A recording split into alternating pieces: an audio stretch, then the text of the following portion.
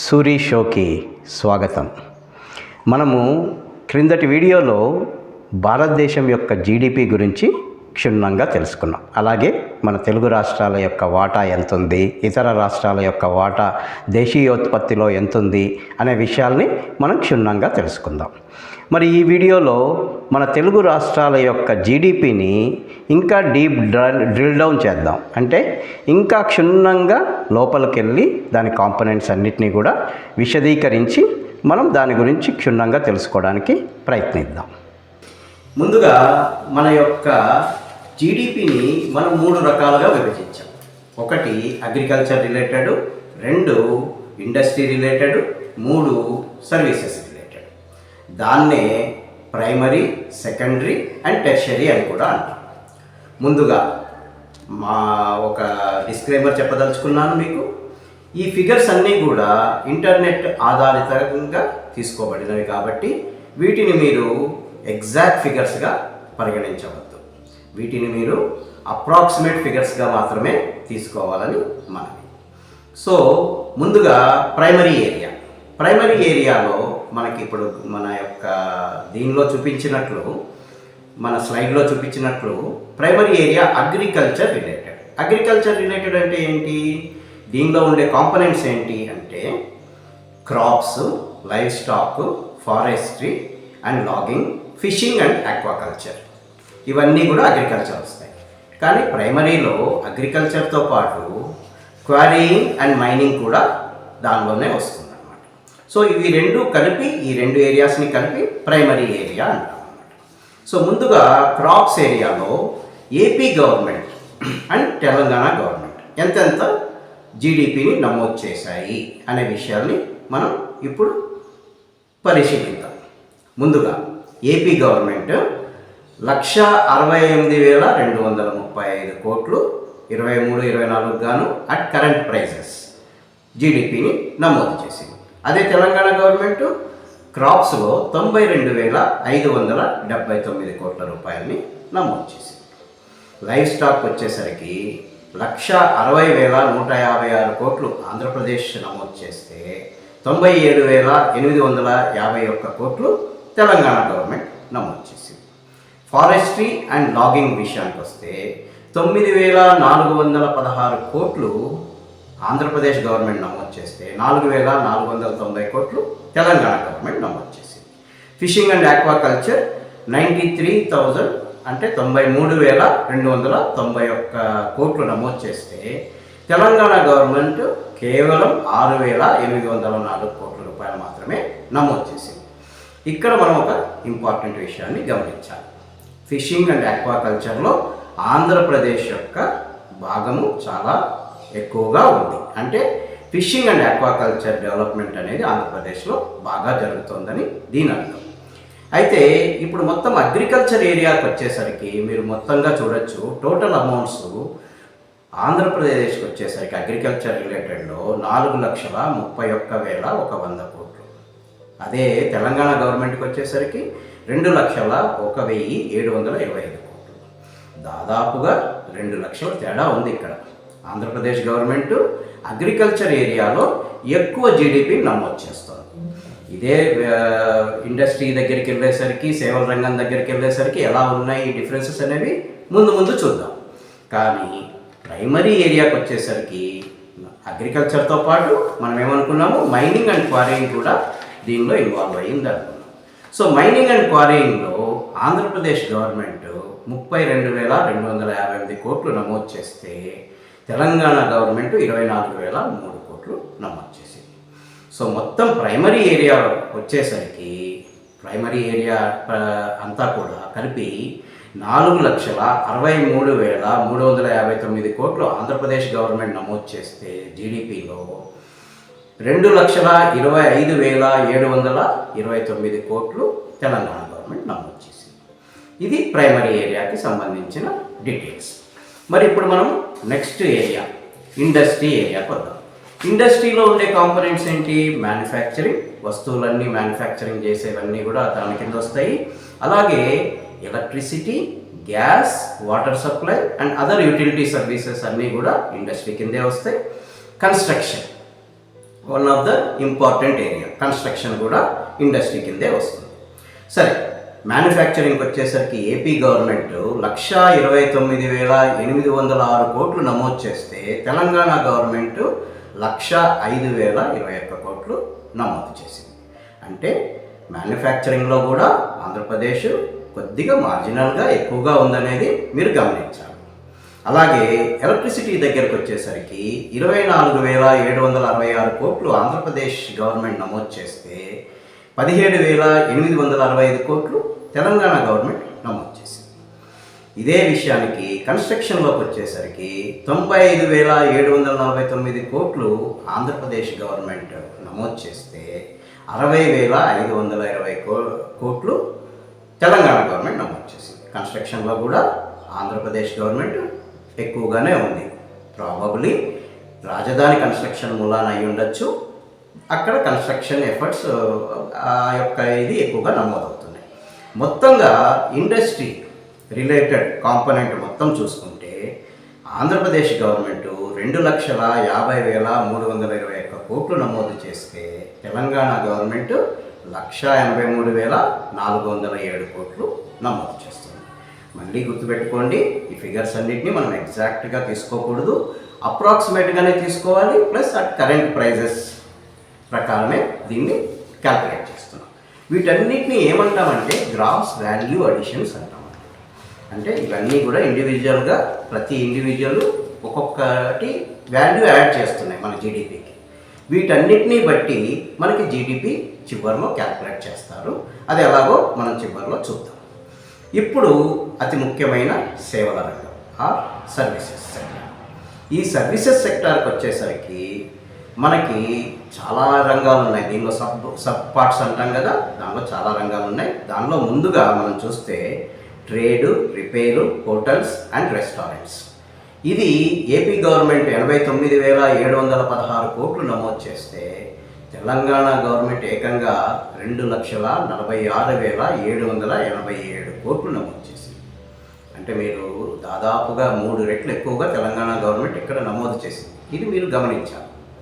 తర్వాత trade and repair సర్వీసెస్లోకి 71,356 కోట్లు AP government నమోదు చేస్తే తెలంగాణ గవర్నమెంట్ 2,34,751 కోట్లు నమోదు చేసింది. ఇక్కడ కూడా దాదాపు 3 రెట్లు ఎక్కువగా ఉంది. హోటల్స్ అండ్ రెస్టారెంట్స్ ఇది ఇంచుమించుగా దగ్గరలోనే ఉన్నట్టుంది. 18,359 కోట్లు ఆంధ్రప్రదేశ్ గవర్నమెంట్ నమోదు చేస్తే 12,036 కోట్లు తెలంగాణ గవర్నమెంట్ నమోదు చేసింది. అంటే కొంచెం తక్కువగా ఉన్నా కూడా ఇది ఇంచుమించు సమానమే అనుకోవచ్చు. Transport, storage, communication and services related to broadcasting వీటన్నిటికీ సంబంధించి ఆంధ్రప్రదేశ్ గవర్నమెంట్ 89,980 కోట్లు నమోదు చేస్తే తెలంగాణ గవర్నమెంట్ 81,271 కోట్లు నమోదు చేసింది. కొంచెం తక్కువ కానీ ఇంచుమించు అదే రేంజ్లో ఉన్నాయి. సరే, ఇక నెక్స్ట్ విషయానికి వస్తే మొత్తం అంతా ట్రాన్స్పోర్ట్ అంతా కూడా సేవల రంగంలోకే వస్తుంది. దానిలో మెయిన్గా రైల్వేస్ ఉండొచ్చు, రోడ్ ట్రాన్స్పోర్ట్ ఉండొచ్చు, వాటర్ ట్రాన్స్పోర్ట్ ఉండొచ్చు, ఎయిర్ ట్రాన్స్పోర్ట్ ఉండొచ్చు. సో వీటన్నిటి వివరాలు ఇప్పుడు తెలుసుకుందాం. మొదటిగా రైల్వేస్లో ఆంధ్రప్రదేశ్ గవర్నమెంట్ 5,760 కోట్లు నమోదు చేస్తే తెలంగాణ గవర్నమెంట్ 2,909 కోట్లు మాత్రమే నమోదు చేసింది. ఇక్కడ కొంచెం ఆంధ్రప్రదేశ్ది ఎక్కువగా ఉంది. ఆంధ్రప్రదేశ్లో ఉండే ఇండస్ట్రీ ఎక్కువగా షిప్ బిల్డింగ్ ఇండస్ట్రీ, దానికి సంబంధించిన రైల్వే ట్రాన్స్పోర్ట్ కూడా ఎక్కువగా ఉంటుంది కాబట్టి అది ఎక్కువగా నమోదు చేసిందని అనుకోవచ్చు. అలాగే రోడ్ ట్రాన్స్పోర్ట్ విషయానికి వచ్చేసరికి 57,216 కోట్లు ఏపీ గవర్నమెంట్ నమోదు చేస్తే 60,713 కోట్లు తెలంగాణ గవర్నమెంట్ నమోదు చేసింది. సో అర్బనైజేషన్ అనేది తెలంగాణలో ఎక్కువ ఉంది కాబట్టి కొంచెం రోడ్ ట్రాన్స్పోర్ట్ కూడా ఎక్కువగా ఉంటుంది. అలాగే వాటర్ ట్రాన్స్పోర్ట్కి వచ్చేసరికి 1,614 కోట్లు ఏపీ గవర్నమెంట్ చేస్తే తెలంగాణ 0. ఎందుకంటే ల్యాండ్ లాక్డ్ స్టేట్, తెలంగాణలో వాటర్ ట్రాన్స్పోర్ట్ అనేది ఉండదు. సో దాని మూలన అది 0గా చూపించబడింది. అలాగే ఎయిర్ ట్రాన్స్పోర్ట్కి వచ్చేసరికి 28 కోట్లు ఏపీ గవర్నమెంట్ నమోదు చేస్తే 285 కోట్లు తెలంగాణ గవర్నమెంట్ నమోదు చేసింది. మళ్ళీ ఇక్కడ అర్బనైజేషన్ ఎఫెక్ట్. అర్బనైజేషన్ ఎక్కువగా ఉంది కాబట్టి తెలంగాణ గవర్నమెంట్లో ఎయిర్ ట్రాన్స్పోర్ట్ ఎక్కువగా ఉంది. సర్వీసెస్ ఇన్సిడెంటల్ టు ట్రాన్స్పోర్ట్, ఇవి ఆంధ్రప్రదేశ్ గవర్నమెంట్ 8,859 కోట్లు నమోదు చేస్తే 6,071 కోట్లు తెలంగాణ గవర్నమెంట్ నమోదు చేసింది. స్టోరేజ్ విషయానికి వచ్చేసరికి 427 కోట్లు ఆంధ్రప్రదేశ్ గవర్నమెంట్ నమోదు చేస్తే 739 కోట్లు తెలంగాణ గవర్నమెంట్ నమోదు చేసింది. ఇంకా ముందుకు వెళ్తే మనము communication and services related to broadcasting, దీనిలో 16,074 కోట్లు ఆంధ్రప్రదేశ్ గవర్నమెంట్ నమోదు చేస్తే 10,552 కోట్లు తెలంగాణ గవర్నమెంట్ నమోదు చేసింది. ఇప్పుడు ఇంపార్టెంట్గా ఫైనాన్షియల్ సర్వీసెస్, దీనిలో 56,596 కోట్లు ఆంధ్రప్రదేశ్ గవర్నమెంట్ నమోదు చేస్తే తెలంగాణ గవర్నమెంట్ 65,000 కోట్లు 65,043 కోట్లు నమోదు చేసింది. అంటే తెలంగాణ ఫైనాన్షియల్ సర్వీసెస్లో ఎక్కువగా. Real estate, ownership of dwelling and professional services, ఇక్కడికి వచ్చేసరికి మళ్ళీ 91,861 కోట్లు ఆంధ్రప్రదేశ్ గవర్నమెంట్ నమోదు చేస్తే 2,71,422 కోట్లు తెలంగాణ గవర్నమెంట్ నమోదు చేసింది. అంటే ఇక్కడ కూడా ఆల్మోస్ట్ 3 రెట్లు ఎక్కువగా తెలంగాణ గవర్నమెంట్ నమోదు చేసింది. పబ్లిక్ అడ్మినిస్ట్రేషన్కి వచ్చేసరికి 41,772 కోట్లు ఆంధ్రప్రదేశ్ గవర్నమెంట్ నమోదు చేస్తే తెలంగాణ గవర్నమెంట్ 32,654 కోట్లు నమోదు చేసింది. పబ్లిక్ అడ్మినిస్ట్రేషన్ మరి గవర్నమెంట్ ఆంధ్రప్రదేశ్ పాపులేషన్ ఎక్కువ కదా, అలాగే పబ్లిక్ అడ్మినిస్ట్రేషన్ కూడా ఎక్కువ ఖర్చు వస్తుంది. అలాగే అదర్ సర్వీసెస్కి వచ్చేసరికి ఇంచుమించుగా రెండు ఒకే రకంగా ఉన్నాయి. ఆంధ్రప్రదేశ్ 97,360 కోట్లు నమోదు చేస్తే తెలంగాణ గవర్నమెంట్ 96,240 కోట్లు నమోదు చేసింది. సో మొత్తంగా టెర్షరీ ఏరియా మొత్తం కలుపుకుంటే ఆంధ్రప్రదేశ్ గవర్నమెంట్ 4,67,286 కోట్లు నమోదు చేస్తే తెలంగాణ గవర్నమెంట్ ఏకంగా 7,93,421 కోట్లు నమోదు చేసింది. అంటే సేవల రంగంలో తెలంగాణ గవర్నమెంట్ చాలా ఎక్కువగా కాంట్రిబ్యూట్ చేస్తుంది ఆ రాష్ట్ర జీడిపికి. సరే, వీటన్నిటిని మనం ఏమనుకుంటాము, మొత్తం అన్నిటిని ప్రైమరీ, సెకండరీ, టెర్షరీ అన్నిటినీ కలిపి బేసిక్ ప్రైజెస్లో, బేసిక్ కరెంట్ ప్రైజెస్లో వీటన్నిటిని నెట్ వాల్యూ అడిషన్స్ అంటారు. ఇదన్నిటిని కూడితే మనకి ఎంత వచ్చింది? ఆంధ్రప్రదేశ్ గవర్నమెంట్ది 11,80,967 కోట్లు వచ్చింది. అలాగే తెలంగాణ గవర్నమెంట్కి వచ్చేసరికి 12,02,558 కోట్లు వచ్చింది.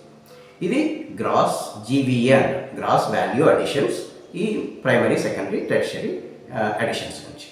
సరే, ఇక్కడ నుంచి మనం జీడిపి ఎలా క్యాలిక్యులేట్ చేస్తాం? ఈ జీవీఏకి మనం ట్యాక్సెస్ కలెక్ట్ చేస్తాం కదా, ఆ ట్యాక్సెస్ని యాడ్ చేస్తారు. అది యాడ్ చేసిన తర్వాత మన గవర్నమెంట్స్ ఇచ్చే సబ్సిడీస్ని మైనస్ చేస్తే అప్పుడు మనకి జీడిపి వస్తుంది. సో ప్రస్తుతానికి నేను ట్యాక్సెస్ ఒక్కటే నమోదు చేశాను, మన సబ్సిడీస్ని నమోదు చేయలేదు. ఇక్కడ మీరు కావాలంటే మీరు తెలుసుకోవచ్చు. ఆంధ్రప్రదేశ్ గవర్నమెంట్ ట్యాక్సెస్ 1,43,989 కోట్లు కలెక్ట్ చేస్తే తెలంగాణ గవర్నమెంట్ 1,61,906 కోట్లు నమోదు చేసింది. సో ఇది పైన చెప్పిన జీవీఏ అమౌంట్కి మనం యాడ్ చేస్తే టోటల్ 13,24,956 కోట్లు ఆంధ్రప్రదేశ్కి వస్తే 13,64,465 కోట్లు తెలంగాణకి వచ్చింది. దీనిలో నుంచి ఇప్పుడు మనము సబ్సిడీస్ మైనస్ చేసిన తర్వాత మనకి జీడిపి వస్తుంది అన్నమాట. సరే, అది తీసిన తర్వాత మనకు వచ్చిన జీడిపి ఎంత నమోదైంది, ఇవన్నీ కూడా చాలా లేటెస్ట్గా వచ్చిన డీటెయిల్స్ మనకి నెట్లో అవైలబుల్ ఉన్నాయి, మీరు కావాలంటే చెక్ చేసుకోవచ్చు. అయితే నెట్ స్టేట్ డొమెస్టిక్ ప్రోడక్ట్ ఎంత వచ్చింది అంటే ఆంధ్రప్రదేశ్ది 12,91,517 కోట్లు అయితే తెలంగాణది 13,26,021 కోట్లు. అంటే తెలంగాణ ఎక్కువగా నమోదు చేసింది. అయితే ఇక్కడ మనం కొంత పర్ క్యాపిటా అంటే ఏంటి అనే విషయాన్ని తెలుసుకుందాం. పర్ క్యాపిటా అంటే ఏంటి? మనం సంపాదించే మొత్తం సంపాదనకి ఎంత పాపులేషన్ ఉంది, ఈ పాపులేషన్కి మనం ఇంత ఆదాయాన్ని సంపాదించాం, ఆ ఆదాయము డివైడెడ్ బై పాపులేషన్ నెంబర్ చేస్తే మనకి పర్ క్యాపిటా వస్తుంది. సో ఇప్పుడు మనకి టోటల్ పాపులేషన్ ఇన్ ఏపీ ఎంత నమోదైంది అంటే 23-24 గాను 5,32,63,000. అలాగే తెలంగాణకు వచ్చేసరికి 3,81,80,000.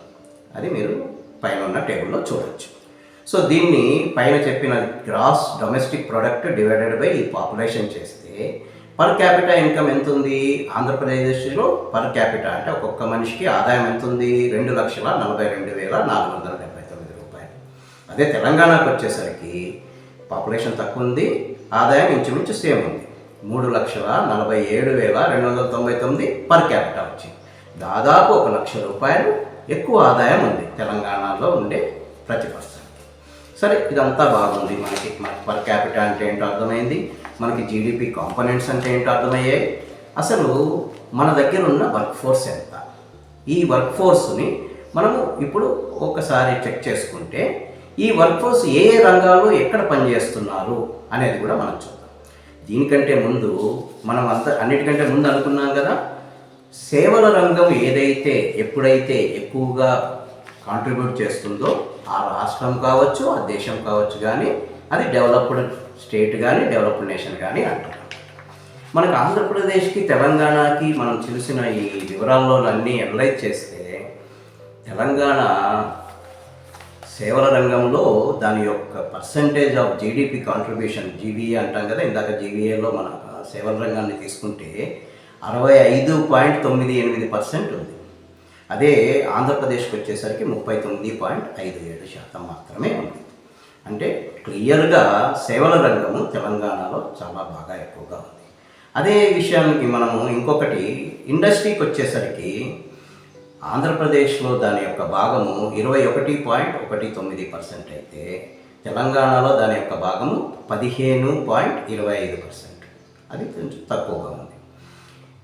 ప్రైమరీ ఏరియా వచ్చేసరికి ఆంధ్రప్రదేశ్ యొక్క పర్సంటేజు 39.23% అయితే తెలంగాణకి కేవలం 18.77% మాత్రమే అగ్రికల్చరల్ ఇన్కమ్ వస్తుంది.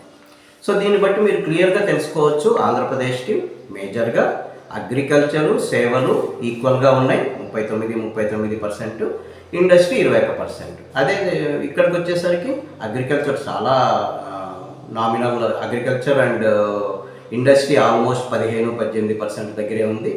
సేవల రంగం వచ్చేసరికి 65% పైన ఉంది తెలంగాణ. అందుకనే ఇక్కడ డెవలప్మెంట్ థింగ్స్ ఎక్కువ అవ్వడానికి ఛాన్సెస్ ఎక్కువగా ఉన్నాయి. ఇది ఒక అనాలిసిస్. సరే, ఇప్పుడు మనం లేబర్ ఫోర్స్ విషయానికి వద్దాం. ఇప్పుడు మనము మన తెలంగాణ అండ్ ఆంధ్రప్రదేశ్ యొక్క లేబర్ ఫోర్స్ గురించి క్షుణ్ణంగా పరిశీలిద్దాం. లేబర్ ఫోర్సు తెలంగాణ గవర్నమెంట్లో 15 మిలియన్ లేబర్ ఫోర్స్ ఉంటే ఆంధ్రప్రదేశ్లో 26 మిలియన్ ఉంది. ఈ డేటా కొంచెం ఓల్డ్గా ఉండొచ్చు, ఇది అప్ టు డేట్ ఇన్ఫర్మేషన్ కాకపోవచ్చు, కానీ ఇది మన అనాలిసిస్కి చక్కగా ఉపయోగపడుతుంది. 15 మిలియన్ అంటే ఎంత? 1.5 crore పాపులేషన్. మన పాపులేషన్ ఇప్పుడు 3 కోట్ల చిల్లర అనుకున్నాం కదా తెలంగాణ పాపులేషను, దానిలో 1.5 crore వర్క్ ఫోర్స్ ఉంది. అదే ఆంధ్రప్రదేశ్లో 2.6 crores వర్కింగ్ ఫోర్స్ ఉంది అన్నమాట, వర్క్ ఫోర్స్ ఉంది, లేబర్ ఫోర్స్ ఉంది. ఇది అగ్రికల్చర్లో ఎంత percentage of this labour force is working అంటే అగ్రికల్చర్లో వీళ్ళు ఎంతమంది పనిచేస్తున్నారు అనేది మనకు పరిశీలిస్తే అగ్రికల్చర్లో తెలంగాణలో 42% పనిచేస్తున్నారు. అదే ఆంధ్రప్రదేశ్లో అయితే 48% పనిచేస్తున్నారు. అంటే అగ్రికల్చర్లో తెలంగాణలో 63 లక్షల మంది పనిచేస్తే అదే ఆంధ్రప్రదేశ్లో 1.25 కోట్ల మంది అగ్రికల్చర్లో పనిచేస్తున్నారు. సో ఈ టేబుల్ను మీరు ఇలా అర్థం చేసుకోవాలని మీకు ఒక ఎగ్జాంపుల్గా చెప్తున్నాను అన్నమాట. అదే ఇండస్ట్రీలోకి వచ్చేసరికి 12% లేబరు పనిచేస్తున్నారు తెలంగాణలో. అదే ఆంధ్రప్రదేశ్లో 13% లేబర్ పనిచేస్తున్నారు, లేబర్ ఫోర్స్ పనిచేస్తున్నారు. అంటే అది 1.8 మిలియన్ అంటే 18 లక్షలు. ఇక్కడ 33.8 లక్షలు ఆంధ్రప్రదేశ్లో ఇండస్ట్రీలో. సో ఇండస్ట్రీలో మళ్ళీ కన్స్ట్రక్షన్ వేరుగా తీసుకున్నారు. అక్కడ 8% of the Telangana work force పనిచేస్తే ఏపీలో 9% ఆఫ్ ద వర్క్ ఫోర్స్ పనిచేస్తున్నారు. సర్వీసెస్లోకి వచ్చేసరికి ఐటీ అండ్ ఐటీఈఎస్లో తెలంగాణలో 10% ఆఫ్ ద పాపులేషన్ పనిచేస్తుంటే ఆంధ్రప్రదేశ్లో కేవలం 3% మాత్రమే ఐటీ అండ్ ఐటీఎస్లో పనిచేస్తున్నారు. అలాగే సర్వీసెస్, ట్రేడ్, హోటల్స్ అండ్ రెస్టారెంట్స్లో తెలంగాణలో 1.35 మిలియన్ పనిచేస్తే 9% అంటే మీకు ఏపీలో 8% పనిచేస్తున్నారు. అంటే సర్వీసెస్కి వచ్చేసరికి ట్రేడ్, హోటల్స్, రెస్టారెంట్ తెలంగాణ 9% పనిచేస్తే ఏపీలో 8%, 2.08 మిలియన్ అంటే 20 lakh పర్సన్స్ సర్వీసెస్లో పనిచేస్తే తెలంగాణలో 13.5 లక్షలు మాత్రమే పనిచేస్తున్నారు. ఇక పబ్లిక్ అడ్మినిస్ట్రేషన్ తెలంగాణలో 5% ఉంటే పాపులేషన్లో ఏపీలో కూడా 5%. కాకపోతే నెంబర్ మారిపోతుంది. ఇక్కడ పాపులేషన్ ప్రకారం ఇది 7.5 లక్షలు అయితే అక్కడ 13 లక్షల మంది పబ్లిక్ అడ్మినిస్ట్రేషన్లో పనిచేస్తున్నారు. సర్వీసెస్, ట్రాన్స్పోర్ట్ అండ్ కమ్యూనికేషన్ అక్కడైతే 5% తెలంగాణలో పనిచేస్తుంటే వర్క్ ఫోర్సు, ఏపీలో 4% ఆఫ్ మ్యాన్ పవర్ మాత్రమే ఈ రంగంలో పనిచేస్తున్నారు. అక్కడైతే 10 లక్షలు, ఇక్కడైతే 7.5 లక్షలు పనిచేస్తున్నారు. తర్వాత సర్వీసెస్, ఫైనాన్షియల్ సర్వీసెస్కి వచ్చేసరికి తెలంగాణలో 4% ఆఫ్ ద మ్యాన్ పవర్ పనిచేస్తుంటే ఏపీలో 3% ఆఫ్ ద మ్యాన్ పవర్ పనిచేస్తున్నారు. అంటే తెలంగాణలో 6 లక్షల మంది పనిచేస్తే ఇక్కడ 7.8 లక్షల మంది పనిచేస్తున్నారు ఆంధ్రప్రదేశ్లో. అదర్ సర్వీసెస్కి వచ్చేసరికి తెలంగాణలో 5% ఆఫ్ ద మ్యాన్ పవర్ పనిచేస్తుంటే ఏపీలో 7% ఆఫ్ ద మ్యాన్ పవర్ పనిచేస్తున్నారు. అంటే 7.5 లక్షలు తెలంగాణలో, 18 లక్షలు ఆంధ్రప్రదేశ్లో పనిచేస్తున్నారు. ఇది మన లేబర్ ఫోర్స్ యొక్క డిస్ట్రిబ్యూషన్. దీన్ని బట్టి మన ఎంప్లాయ్మెంట్ ఎక్కడుంది, ఈ ఎంప్లాయ్మెంట్ ద్వారా మనకు ఎంతెంత జీడిపి నమోదవుతోంది అనేది కూడా మనకు ఒక అనాలిసిస్ వచ్చేస్తుంది. ఇది ఈరోజు వీడియో వరకు మనము పరిశీలించిన అంశాలు. ఈ వీడియోని మనము ఇక్కడితో ముగిద్దాం. వెళ్ళే ముందు మీ అందరికీ ఒక చిన్న రిక్వెస్ట్. నేను చేసే ఈ వీడియోలు మీకు గనక నచ్చితే మీరు తప్పకుండా లైక్ చేయండి, మీ బంధుమిత్రులతో షేర్ చేసుకోండి. అలాగే నా యొక్క ఛానల్ని మీరు తప్పకుండా సబ్స్క్రైబ్ చేసుకొని బెల్ ఐకాన్ నొక్కితే నేను పెట్టే ప్రతి వీడియోని మీకు ముందుగా తెలియపరచడానికి వీలవుతుంది మాకు. సో ఈ వీడియోని ఇక్కడితో ముగిస్తాము. ఇక సెలవు. Thank you for watching Suri show.